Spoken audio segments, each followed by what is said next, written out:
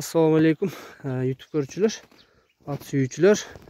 Биз азыр Аксынын Жеркетал деген айылына жүрөбүз. Бул жакта Россиядан келген өсүрүм бар экен. Жаска 3 жаш чыгат экен. Чуң кара түстө экен. Эч бир жеринде агы жок экен жанагы. Чоң жылкы экен. Колго жаңы көнүп баштаптыр азыр. Миңге ол эле экен. Чоңдуктарын көргүлө, жубашын. Сорузун буттарына пайпактары жок экен, андай саламдаган. Буттары таза экен, шишиктери жок. Тырмактары бир аз өзү калыптыр, арканкы буттары. Кабактарын көргүлө. Азыр өспүрүмдүн ээсинен маалыматын алып берели, өзү жакшыраак түшүндүрүп айтайын дейт. Айтыр.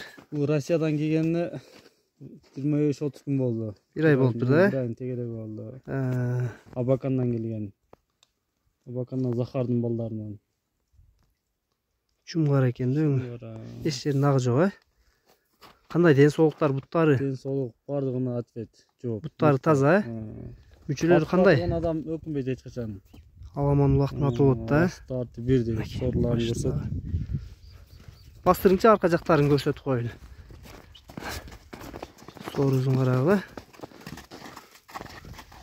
Муну баягында Тижалабестегидей пайпактар жок экен, Бияка кайтарыңчы. Келерин бияка. Бу үйрөтүлбөптүр да эле. Россияда. Ай жаныбар.